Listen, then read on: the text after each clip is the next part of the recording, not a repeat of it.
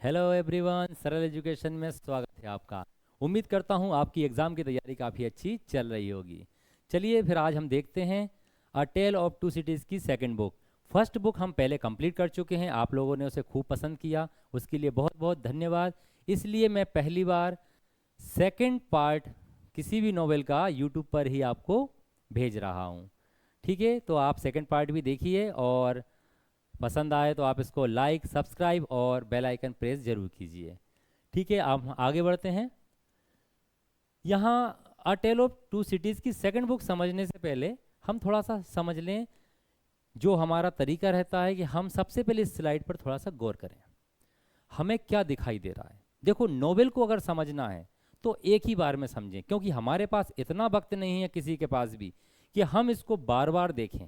एक ही बार इस तरीके से देख लें कि हम इसको भूलें ही ना। ठीक है, तो चलिए हम देखते हैं इसको।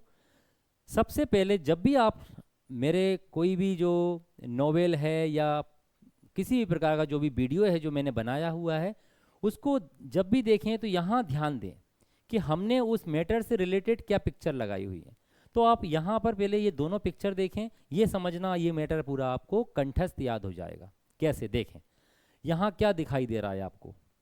हमने यहाँ देखा कोर्ट में एक व्यक्ति खड़ा हुआ है और एक लॉयर कुछ क्वेश्चंस इससे पूछ रहा है। तो बस पूरी आधी पिक्चर तो यहाँ हमारी खत्म हो गई। यहाँ ध्यान से देखें और देखें क्या लिखा हुआ है। दो व्यक्ति हैं, जरा गौर से देखेंगे तो देखो दोनों का चेहरा एक सा है, बस इतना सा फर्क है। एक ने वकील की पोशाक पहनी हुई है और एक सिंपल ड्रेस में है। ये जो सिंपल ड्रेस में है, ये जो पोशाक जरूर आपको एक जैसी लग रही है, लेकिन आप ये देखें ध्यान से, ये चार्ल्स डार्ने हैं और ये सिडनी कार्टन है। हमने इनको सिमिलर बताने के लिए थोड़ी पोशाक भी एक जैसी रखी हुई है। तो आप ध्यान से देखें, ये एक वकील हैं और ये चार्ल्स डार्ने हैं, जो ये जिन पर अभी मुकदमा कोर्ट में चल रहा है। तो चलिए हम शुरू करते हैं, पहले इसको समझ लेते हैं। आपको धीरे धीरे ये समझ में आ जाएगा। एक मिनट रुकिए जरा। सेकंड बुक, तो फर्स्ट बुक का क्या नाम है? रिकॉल टू लाइफ, जो कि हमने कंप्लीट कर ली है। आज हम देखेंगे second book, the golden thread, स्वर्ण सूत्र या सोने का धागा। ठीक है, आगे हम बढ़ते हैं। इसमें सेकंड जो बुक है, इसमें सबसे ज़्यादा चैप्टर हैं हमारे। कितने चैप्टर हैं इसमें? 24 चैप्टर्स हैं। अच्छा, आपका अगर क्वेश्चन आता है कि first book recall to life में कितने चैप्टर हैं, तो उसमें मैं आपको बता दूं यहाँ अलग से कि उसमें 6 चैप्टर हैं। सेकंड बुक में 24 हैं और थर्ड बुक में 15 हैं। तो A Tale of Two Cities novel में तीनों बुक का अगर हम मिला दें तो कुल चैप्टर हमारे कितने होंगे? 45। ठीक है, ये ध्यान रखना है हमें। ये जो सेकंड बुक है कब से कब तक है? 1782 89, तो ये इसका पीरियड है। अब हम देखें आगे। फर्स्ट बुक जो थी 1775 में, थोड़ा उसको और सरल तरीके से चलते हैं कि जो फर्स्ट बुक थी हमारी वो 1775 में हमारी शुरू हुई थी। अब आज हम जो बुक चालू कर रहे हैं, सेकंड बुक कब कर रहे हैं हम? 1780। ठीक है, हम कोशिश ये करेंगे जितना सरल हो और अच्छे से समझ में आए। तो कितना समय निकल गया?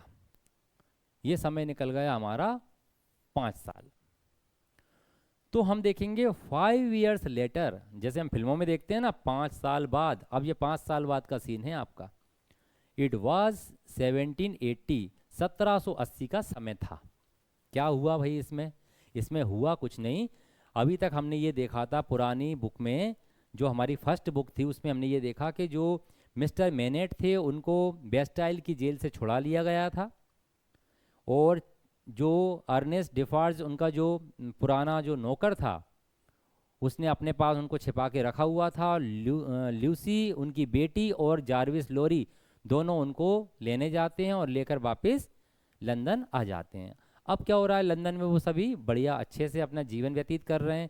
डॉक्टर जो मेनेट हैं उनका भी सभी लोगों के बीच मान सम्मान अच्छा हो गया है, सभी लोग उनको बहुत मान सम्मान दे रहे हैं। इस प्रकार से पूरा उनका जीवन चल रहा है।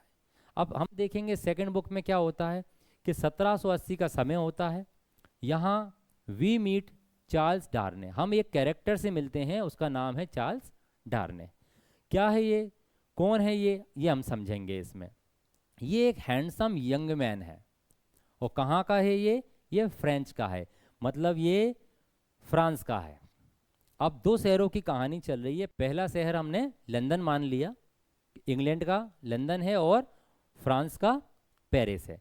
तो हमने पहला शहर मान लिया लंदन और दूसरा शहर मान लिया हमने पेरिस। तो ये पेरिस का है, मतलब फ्रांस का है, तो इसको इसलिए इसको कहा गया है फ्रेंच मैन। तो अब ये बातें बहुत ध्यान से आपको समझना है कि ये हमें सेकंड बुक में हमें एक नए कैरेक्टर से मिलना होता है। जो नया कैरेक्टर आता है सामने, हैंडसम यंग फ्रेंच मैन होता है, जिसका नाम है चार्ल्स डार्ने। ठीक है, होता क्या है इसमें अब हम देखेंगे कि ये क्या करता है।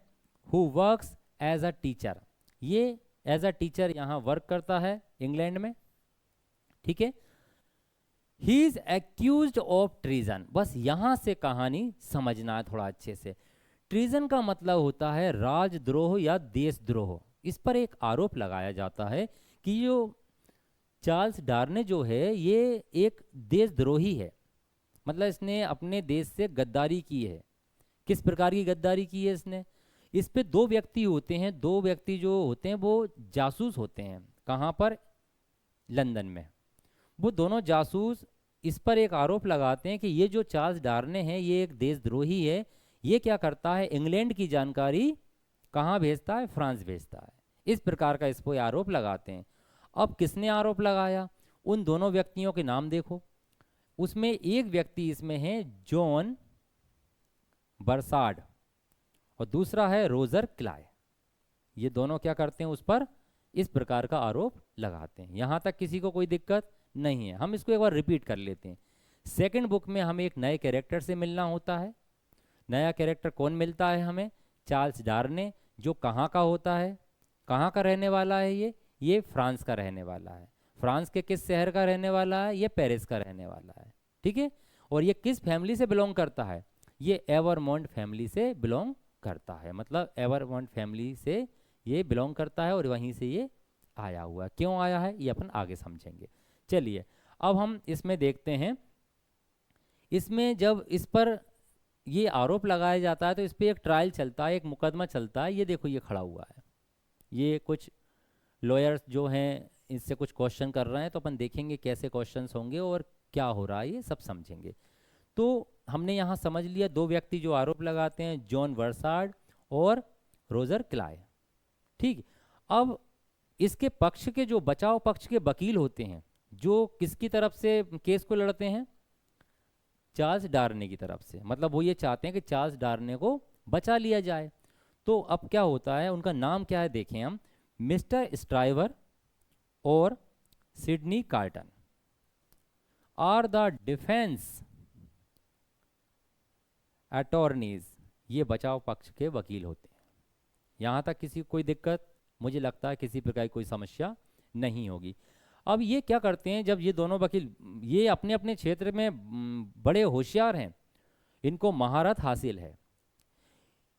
मिस्टर स्ट्राइवर को इसके क्षेत्र का लॉइन कहा जाता है और सिडनी कार्टन को जैकोल कहा जाता है। इतना बुद्धिमान है ये और इतनी बुद्धिमानी से केस लड़ता है कि इसको जैकोल कहा जाता है। तो ये शब्द भी ध्यान रखना कि जैकोल किसे कहा जाता है, सिडनी कार्टन को, और लॉइन किसे कहा जाता है, स्ट्राइवर को।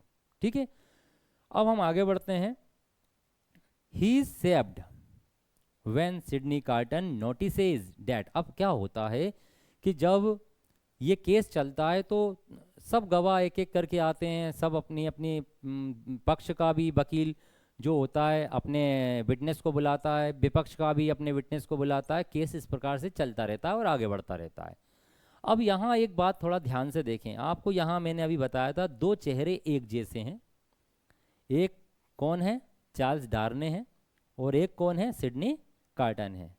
ये जो एक जैसे चेहरे हैं इसका बहुत रोल है इस पूरे अपने नोवेल में।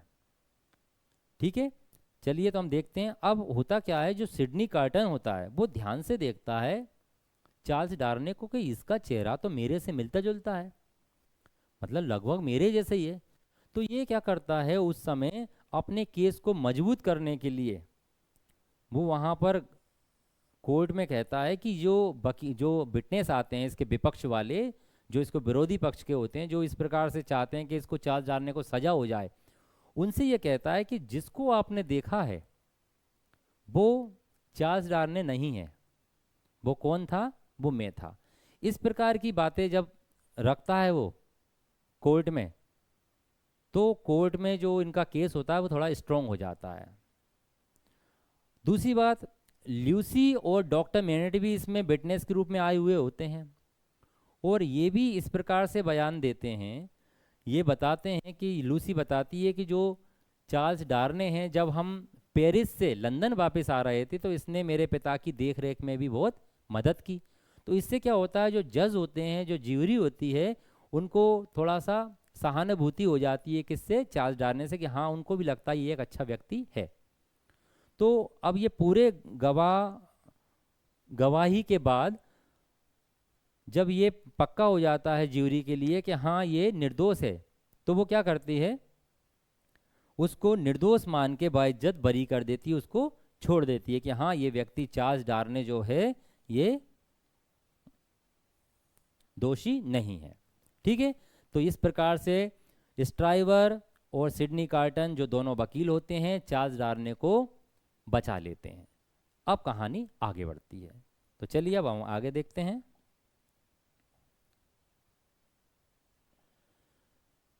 थोड़ा सा हम ये और समझ लेते हैं कि ये दोनों जो वकील होते हैं, एक होता है स्ट्राइवर, इसको द लॉइन कहा गया है, और दूसरा जो है कार्टन, इसको क्या कहा गया है, जैकोल।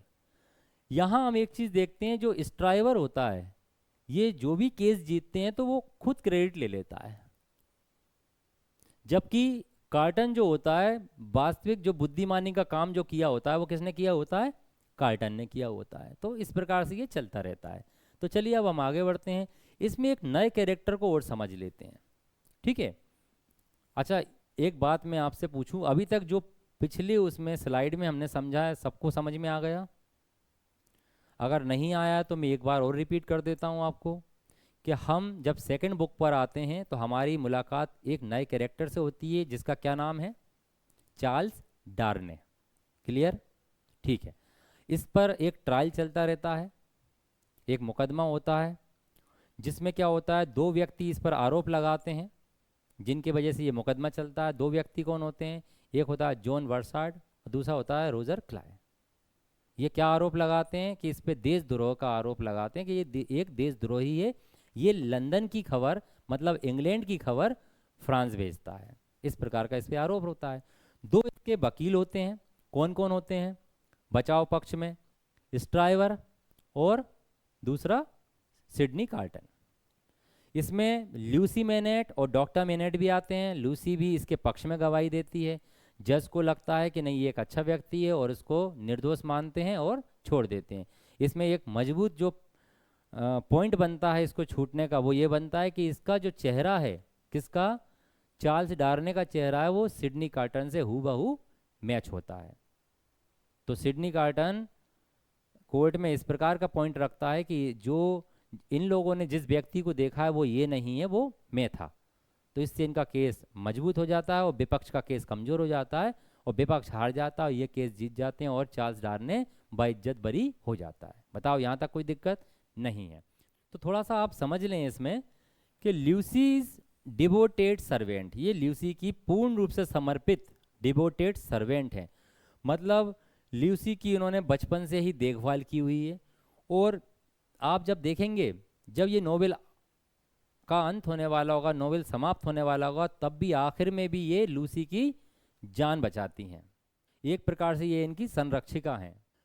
आगे हम देखते हैं, takes care of the house hold घर की देखरेख भी ये करती हैं। ठीक है, अब यहाँ से थोड़ा सा कहानी में बदलाव होता है। The story shifts to France, कहानी कहाँ शिफ्ट होती है, फ्रांस की तरफ शिफ्ट होती है। अभी हम कहाँ बात कर रहे थे, ये पूरा मुकदमा जो चल रहा था कहाँ चल रहा था, ये चल रहा था लंदन में, मतलब इंग्लैंड में। ठीक है, अब कहानी कहाँ पहुँच गई? फ्रांस। और फ्रांस के किस शहर में पहुँच गई ये कहानी? ये पहुँचेगी पेरिस में। तो अब हम समझते हैं इसको। अब इसको समझने से पहले फिर वही बात मैं आपसे कहूँगा कि इस पिक्चर को ध्यान से देखो और इसको बिल्कुल आंखों में कैप्चर कर लो, बसा लो आंखों के अंदर। मतलब ये सपने में भी दिखाई देना चाहिए कि आंख बंद करेंगे, एक व्यक्ति घोड़े से जा रहा है, घोड़े पर बैठा हुआ है, एक व्यक्ति नीचे बैठा हुआ है, उसकी गोद में बच्चा है, और वो ये व्यक्ति इसको एक सिक्का या कॉइन फेंक कर दे रहा है। ये दिमाग में आ जाएगा हमें। अब हम इसको समझते हैं क्या होता है। देखें जरा, यहाँ होता क्या है कि ये जो व्यक्ति होता है एक मीटिंग में, सभा में गया हुआ होता है। वहाँ इसको जो अर्नेस्ट डिफार्ज है ये ज़्यादा मान सम्मान नहीं देते, इसको ज़्यादा तवज्जो नहीं देते, तो इसको ज़्यादा गुस्सा आ जाती है।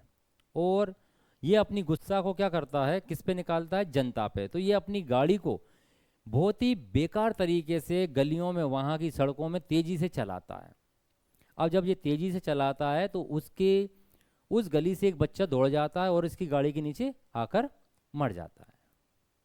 ठीक है, अब ऐसा होता है तो अब होता क्या है कि ये वहाँ रुकता है और वहाँ की जनता पर चिल्लाता है कि अपने बच्चों का ध्यान नहीं रख सकते।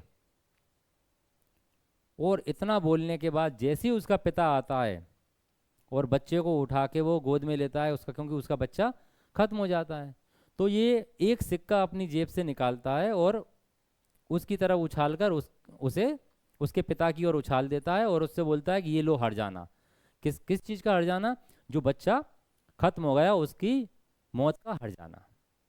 तो इस प्रकार से ये काम करता है। अब ये कौन है, क्या है, अब अपन समझते हैं। ठीक है, देखो स्टोरी जब शिफ्ट होती है कहाँ? फ्रांस में शिफ्ट होती है। तो वहाँ हम देखेंगे एक व्यक्ति है द मार्किस सेंट एवरमोंड। अभी हमने समझा था कि जो डार्ने हैं वो इसी फैमिली से बिलोंग करता है। ये डार्ने के अंकल हैं, याद रखना। क्या नाम है? Marquis Saint Evremonde. अब हम देखेंगे यहाँ पर मार्किस सेंट एवरमोंड जो है क्रूअली ड्राइव्स हिज कैरेज। वो अपनी गाड़ी को बहुत ही बेरहमी से चलाता है, बहुत बुरी तरीके से चलाता है। थ्रू द स्ट्रीट्स, गलियों में, runs over a poor child, और वो अपनी गाड़ी को एक बच्चे पर चढ़ा देता है और जिस वजह से बच्चा क्या हो जाता है? खत्म हो जाता है। अब वो क्या करता है? इंस्टीड ऑफ फीलिंग रिमर्स, वो क्या करता है? दया तो नहीं दिखाता उस पर, उसे कोई पछतावा नहीं है, कोई पछतावा मतलब उसको किसी प्रकार कोई पछतावा नहीं है, कोई फीलिंग नहीं है, कोई एहसास नहीं है उसे कि मैंने ये गलती कर दी है। बल्कि और वो क्या करता है? He throws a coin to the grieving father, और वो बच्चे का जो दुख में डूबा हुआ जो पिता होता है, शोक में डूबा हुआ जो पिता होता है, उसके पास एक सिक्का फेंक कर बोलता है ये लो तुम्हारे बच्चे की मौत का हट जाना। और उस पिता का क्या नाम होता है? बच्चे के पिता का नाम होता है गैस्पार्ड। ठीक है, अब अपन आगे बढ़ते हैं। दिस शॉकिंग सीन, और जो इस प्रकार से जो सीन देख रहे हैं हम, इस प्रकार से जो सामने हमें दिखाई दे रहा है, जब इस प्रकार का सीन जनता देख रही है, लोग देख रहे हैं वहाँ के, तो उनके मन में क्या होता है? बहुत आक्रोश आ जाता है, बहुत रोष आता है कि नहीं, ये बहुत गलत हो रहा है। अभी कर कुछ नहीं पा रहे हैं वो लोग, लेकिन क्या हो रहा है? उनके मन में अब धीरे धीरे गुस्सा पैदा हो रही है। तो ये क्या होता है? This shocking scene shows the cruelty of the French nobility. French के जो रईस लोग हैं, बड़े पैसे वाले लोग हैं, वो किस प्रकार से व्यवहार कर रहे हैं गरीबों के प्रति, ये वो सीन इन सब बातों को दिखाता है। And rising anger among the poor, और गरीब लोगों के बीच क्या हो रहा है? अब गुस्सा धीरे धीरे बढ़ती जा रही है। चलिए, तो अब हम आगे समझते हैं। देखें, अब इसको समझने से फिर ध्यान से देखें इस पिक्चर को, क्योंकि हमारा जो पूरा कंटेंट बना हुआ है, जो हमने आप लोगों के लिए बनाया हुआ है, मैं ये चाहता हूँ आप एक बार देखें नोवेल को और एक ही बार में याद हो जाए। केवल हमें 1 मिनट का समय लगेगा कि हम इस चित्र को देख लें। हमें पेपर में हम जब आंख बंद करेंगे तुरंत हमें इस व्यक्ति का चेहरा नज़र आएगा कि ये खून से लथपथ है और क्या हुआ है इसके साथ। कुछ नहीं, अभी गाड़ी से थोड़ी देर पहले देखा होगा ना, जो गाड़ी में से सिक्का उछाल रहा था, ये वही व्यक्ति है। क्या हुआ इसके साथ? चलिए आगे देखें अपन। अब होता क्या है, the Marxist arrives at his luxurious castle in the country side. अब ये अपने महल की तरफ बढ़ता है, इसका महल कैसा भव्य आलीशान महल होता है, वहाँ ये पहुँचता है और क्या करता है ये, the Marquis Evremonde waits for the arrival of his nephew Charles Evremonde, जिसे इंग्लैंड में क्या कहा जाता है, चार्ल्स डार्ने। तो इसका जो नेफ्यू है, इसका जो भतीजा है, वो इंग्लैंड से आने वाला है, उसका ये इंतजार करता है क्योंकि इन्हें कुछ बात करना है उससे। अब क्या होता है, वो आ जाता है, इसका भतीजा कौन, चार्ल्स डार्ने, हम चार्ल्स डार्ने कहेंगे अभी क्योंकि ये उसको चार्ल्स क्या मानते हैं, एवरमोंट, ठीक है। अब चार्ल्स डार्ने हम कहेंगे क्योंकि पूरे नॉवेल में उसको चार्ल्स डार्ने क्यों कहा गया अभी हम समझेंगे। They converse with one another in a tone of contention. ये क्या करते हैं, कंटेंशन का मतलब होता है, टोन ऑफ कंटेंशन का मतलब जब झगड़ा करने की टोन होती है, बोलने का जो तरीका होता है, गुस्से में बोलना, उस टोन में ये आपस में बातें करते हैं। तो अपने आप समझ में आता है ये आपस में झगड़ रहे हैं। अब क्या होता है, जब झगड़ा होता है तो ये बहुत ही दुष्ट प्रवृत्ति का व्यक्ति होता है, कौन, मार्किस सेंट एवरमोंट। ये बहुत ही दुष्ट प्रवृत्ति को, गरीबों का शोषण करना, गरीबों को परेशान करना, उनको उन पे अत्याचार करना, ये इस प्रकार का इसका स्वभाव रहता है। और जो डार्ने होता है, चार्ल्स डार्ने, उसको ये सब बातें पसंद नहीं आती। वो एक अच्छा व्यक्ति होता है, वो चाहता है कि हमें सबके संग बराबरी का व्यवहार करना चाहिए क्योंकि गरीब व्यक्ति भी तो एक अच्छे इंसान होते हैं, ठीक है। तो वो उनको उसको डार्ने को ये सब पसंद नहीं होता, तो वो विरोध करता है इन सब चीज़ों का, किससे, अपने अंकल से। लेकिन उसके अंकल उसकी बात को नहीं मानते।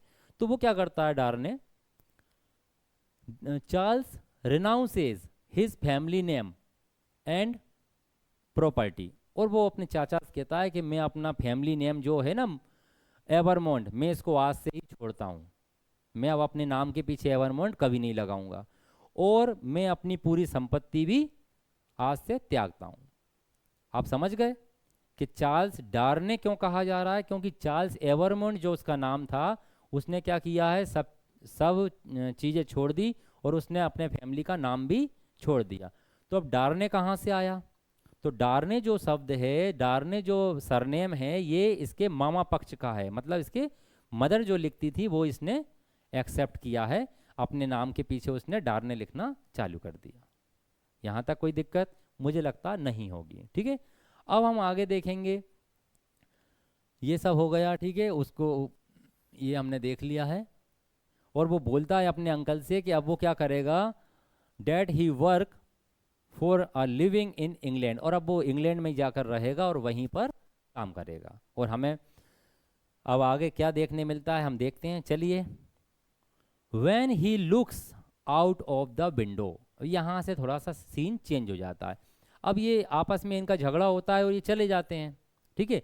अंकल जो होता है उसका सोने के लिए चला जाता है और डार्ने यहाँ से चला जाता है, ठीक है। अब क्या होता है, अंकल जब सोने के लिए जाता है तो जब वो खिड़की से देखता है बाहर, तो उसको क्या दिखाई देता है, कि उसको एक hiding in the shadows, a figure hiding in the shadows, उसे एक परछाई दिखाई देती है। उसे ऐसा लगता है अभी कोई यहाँ से भागा है, कोई ना कोई तो था, ठीक है। और ये कौन था, जिस व्यक्ति को ये, मतलब जिसकी ये परछाई दिखाई देती, वो था कौन व्यक्ति, वो था गैस्पार्ड।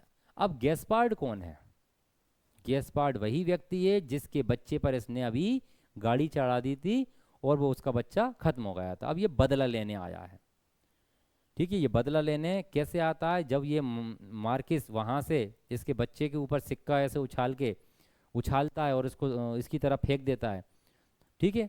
तब ये क्या करता है, उसकी गाड़ी से ही लटक कर आता है, उसकी रथ से ही लटक जाता है और उससे इसके महल तक पहुँचता है।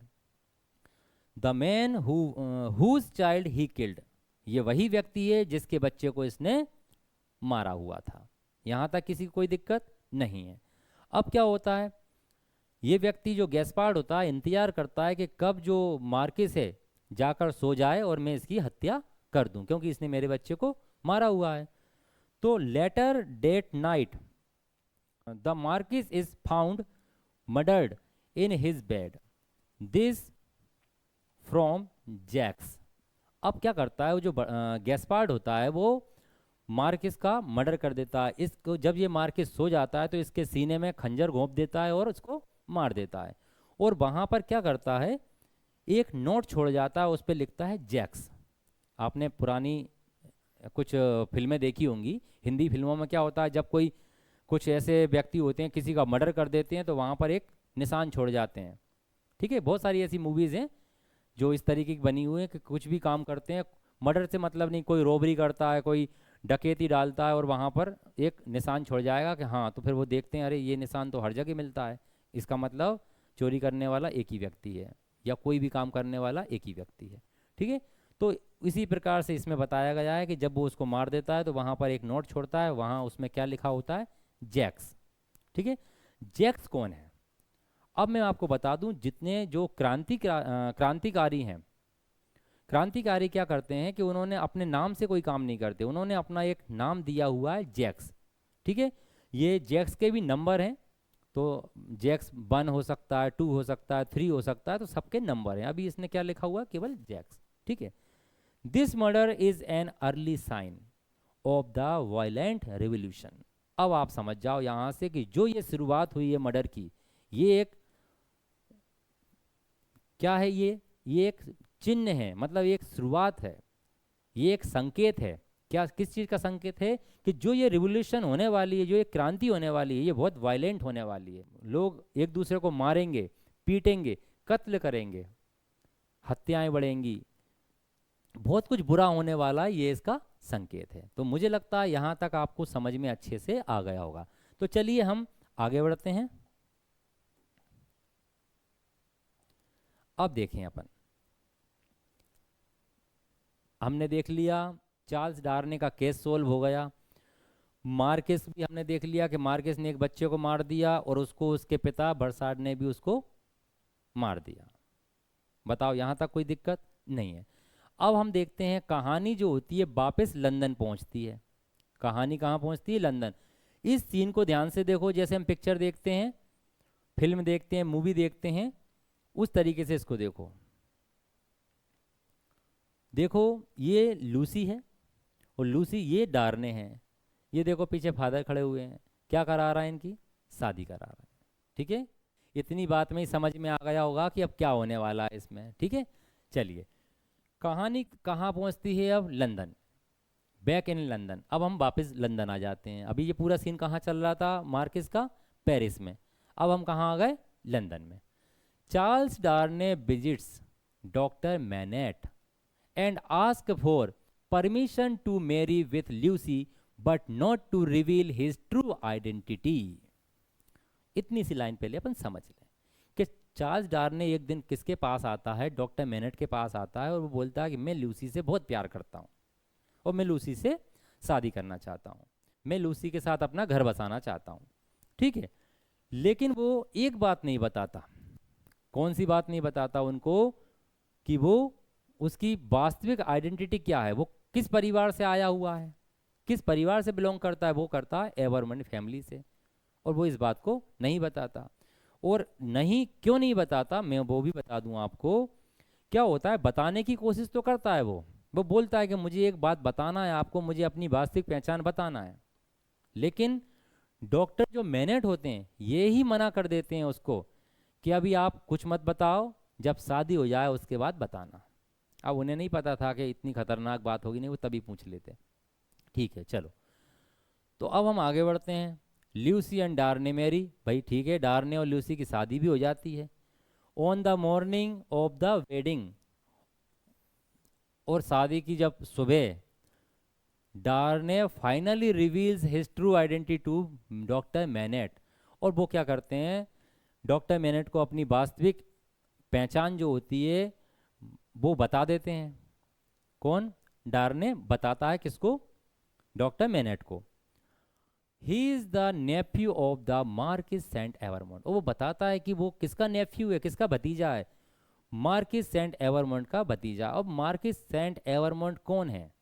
ये वही व्यक्ति हैं जो आपने रिकॉल टू लाइफ में पढ़ा होगा कि 18 साल तक इसको, किसको? डॉक्टर मैनेट को कैद में रखते हैं बिना कोई गलती के। केवल गलती क्या थी वो मैं आगे भी आपको बताऊंगा, लेकिन यहाँ मैं अभी बता दूं आपको कि बिना कोई गलती पर इसको जेल भेज देते हैं। किसको? डॉक्टर मेनेट को। और कितनी साल उनको जेल में रहना पड़ता है? 18 साल। किसके वजह से? मार्किस सेंट एवरमॉन्ट की वजह से। जैसे ही उनको ये वाली बात पता चलती है, शॉकिंग न्यूज़ पता चलती है कि भाई ये ऐसी बात है और ये सच जो होता है ना, यही सच डॉक्टर मेनेट को क्या करता है? दोबारा से पागल कर देता है। वो जो दोबारा से, जैसे वो जेल में थे उसी प्रकार से वो फिर से हो जाते हैं। कितने दिनों के लिए? 9 डेज के लिए। He goes back to making shoes. वो वापस से फिर से जूते बनाने लगते हैं। जैसे वो कैद में थे, जिस समय वो कैद में थे तब वहाँ बनाते थे जूते, वैसे ही वो वापस से जूते बनाने लगते हैं। वो इस पर पागलपन में वो चले जाते हैं, उनकी मेमोरी दोबारा से खो जाती है। ठीक है, अब हम बता दें इसमें यहाँ, और फिर वापस बाद में कुछ समय बाद उनकी मेमोरी फिर वापस भी आ जाती है, वो सही भी हो जाते हैं। ठीक है, अब इसमें हम जो एक बात और बता दें, इसमें जो स्ट्राइवर है plans to propose to Lucie but it is dissuaded by Mr Merry. अब इसमें दो व्यक्ति और हैं जिसकी अभी हमने चर्चा नहीं की, अब हम कर लेते हैं इनकी चर्चा। एक व्यक्ति तो स्ट्राइवर, दूसरा है सिडनी कार्टन। अभी हमने देखा था दोनों वकील हैं, ये भी लूसी से प्रेम करते हैं। स्ट्राइवर कोशिश करता है, एक योजना बनाता है कि मैं जाके लूसी को बोल दूं कि मैं उससे बहुत प्यार करता हूं, लेकिन जो मिस्टर लोरी होते हैं, जारविस लोरी, वो उसको मना कर देते हैं, रोक देते हैं, रहने दो भैया, वो मना कर देगी, क्योंकि वो किससे प्यार करती है?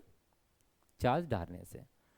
अब इसी प्रकार से क्या होता है, सिडनी कार्टन जो होता है वो भी अपने प्यार का इजहार करता है लूसी के सामने जाके।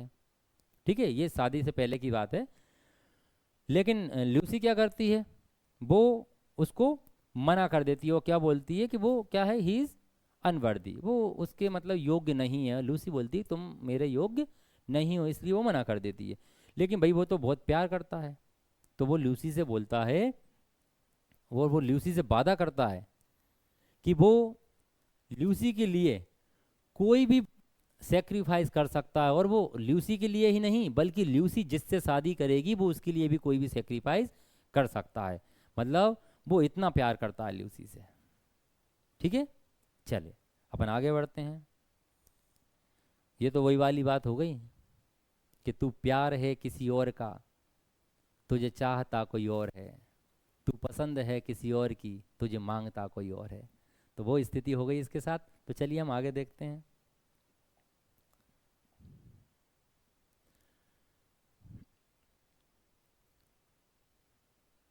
चलें, अब हम यहाँ ध्यान देते हैं, इस पिक्चर को ध्यान से देखें। ये है चार्ल्स डार्ने, ये है लूसी, ये लूसी की बेटी। ठीक है, तीनों दिमाग में रहेंगे। अब ये जो है सिडनी कार्टन है और ये जो है मिस्टर लोरी है। ठीक है, अपन इसको ऐसे समझ लेते हैं थोड़ा सा कि चार्ल्स डार्ने और लूसी जब शादी हो जाती है तो ये अच्छे से रहने लगते हैं। ठीक है, और इनकी फैमिली हो जाती है, बच्चे भी हो जाते हैं इनके। ठीक है, अब सिडनी कार्टन जो होता है इसका आना जाना लूसी के घर रहता है, क्योंकि लूसी इसको एक अच्छा दोस्त मानती है अब। और जारविस लोरी भी आते जाते रहते हैं, तो काफ़ी अच्छा एक इनका परिवार चलता रहता है। ठीक है, तो अब हम आगे देखेंगे। Lucie and Charles Darnay build a family life in England. और लूसी और चार्ल्स डार्ने अपने परिवार के साथ एक परिवार बनाते हैं जिसमें उनके 2 बच्चे रहते हैं। दे हैव 2 चिल्ड्रन, उनके 2 बच्चे रहते हैं। एक क्या है, एक बेटा होता है उनका और एक बेटी होती है उनकी।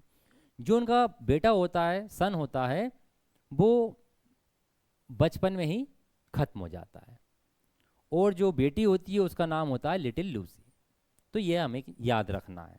ठीक है, 2 बच्चे होते हैं उनके, एक सन होता है और एक डॉटर होती है। जो बेटा होता है उनका वो बचपन में ही खत्म हो जाता है, और जो बेटी होती है उसका नाम क्या होता है? Little Lucie. Mister Lorry remains a close family friend and feels at home with them. Mister जो लोरी होते हैं, देखो हम देख रहे हैं, वो बहुत ही क्लोज फ्रेंड बन जाते हैं इनके, और बिल्कुल अपना घर जैसा ही उनको महसूस होता है कि ये मेरे परिवार के व्यक्ति ही हैं, ऐसा इनको लगता है।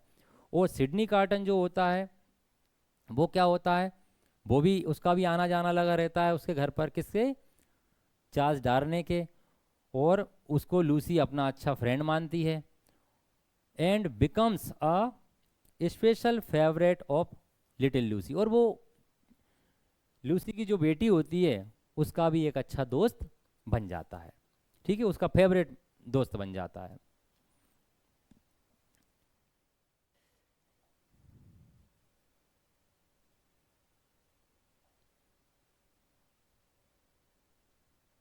चलिए अब देखें, यहाँ देखें ध्यान से, एक व्यक्ति नज़र आ रहा होगा आपको, देखो बाल सफ़ेद हो रहे हैं, बुजुर्ग है, ठीक है, कमज़ोर है व्यक्ति, ये कौन है अपन समझते हैं। अब यहाँ देखो ये चार्ल्स डार्ने हैं, चार्ल्स डार्ने को क्या हुआ है, देखो कुछ लोग पकड़ के ले जा रहे हैं इसको, देखो हथकड़ी लगी हुई है, तो ये सीन अपन ध्यान रखेंगे। ये इस सेकंड बुक का आखिरी सीन है, तो अपन इसको आगे समझते हैं।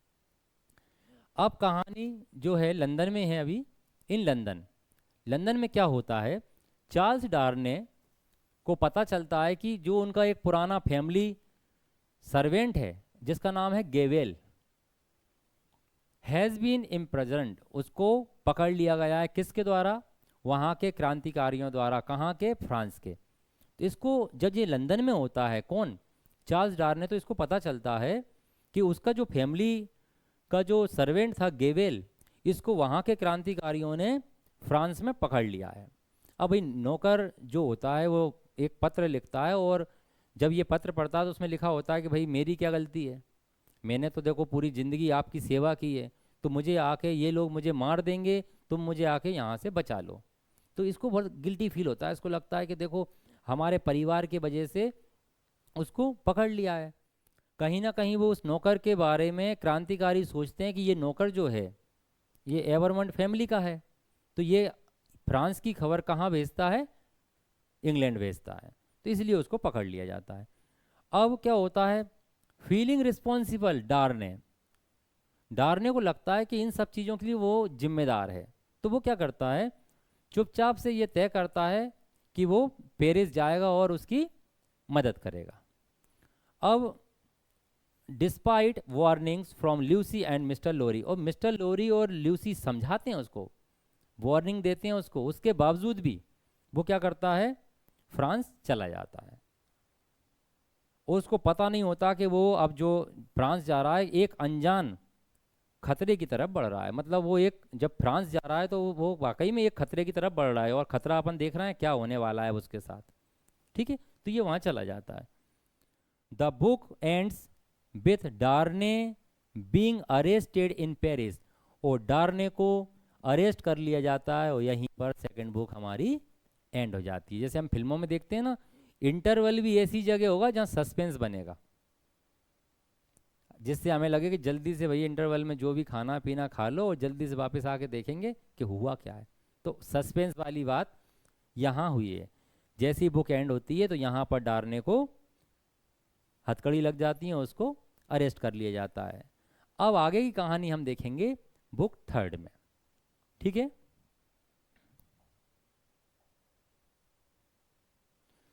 चलिए मैं आपको बता दूं कि ये वाला वीडियो जो है ये भी हम यूट्यूब पर भेजने वाले हैं। अभी तक हम हर नोवेल का वीडियो, केवल सिंगल वीडियो ही यूट्यूब पर आता है, बाकी पूरा कोर्स आपको जो मिलेगा वो मिलने वाला है आपको हमारे ऐप पर, जिसका नाम है सरल एजुकेशन। यदि आपको किसी प्रकार की कोई समस्या है, कोई जानकारी लेना चाहते हैं, तो आप इस नंबर पर 9009232188 पर हमें कॉल कर सकते हैं। अभी ऑफर प्राइस चल रही है हमारी 499, 499 में आपको कंप्लीट कोर्स मिलने वाला है।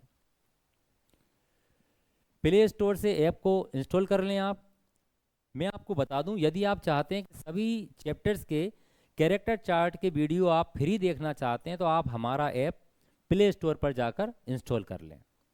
इस पर कुछ स्टूडेंट्स के फ़ोन भी मेरे पास आए कि सर फ्री कंटेंट में कैरेक्टर चार्ट के वीडियो दिखाई नहीं दे रहे हैं, तो एक्चुअल में क्या है कि वो फ्री कंटेंट में दिखाई नहीं देंगे, आपको कोर्स के अंदर जाना होगा, उनको हमने अनलॉक किया हुआ है, वहाँ जाकर आप देख सकते हैं।